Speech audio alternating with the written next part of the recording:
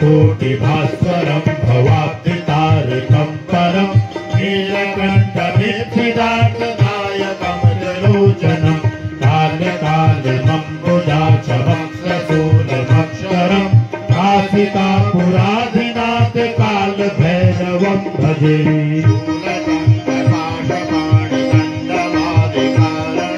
श्यामकायमादिदेवमक्षरं निरामयं भीमविक्रमं प्रभुं विचित्रताण्डवप्रियं काशिकापुराधिनाथ कालभैरवं भजे।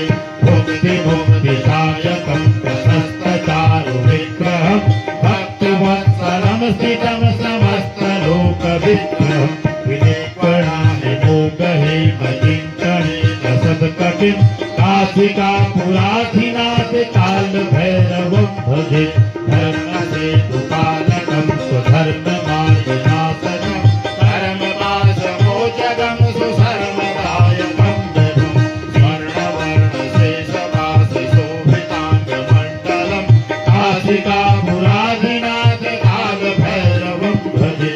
रत्नपादुकाप्रभाभिरामपादयुग्मकं नित्यमद्वितीयमिष्टदेवतं निरञ्जनं मृत्युधर्मनाशनं करालदृष्टमोक्षणं काशिकापुराधिनाथ कालभैरवं भजे।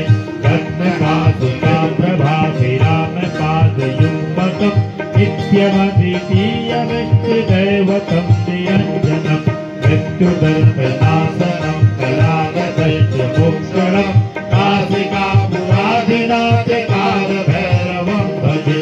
अट्टहासभिन्नपद्मजाण्डकोशसन्ततिं दृष्टिपापनष्टपापजालमुदरशासनम् अष्टसिद्धिदायकं पवारमादिकं वरं काशिकापुराधिनाथ कालभैरवं भजे।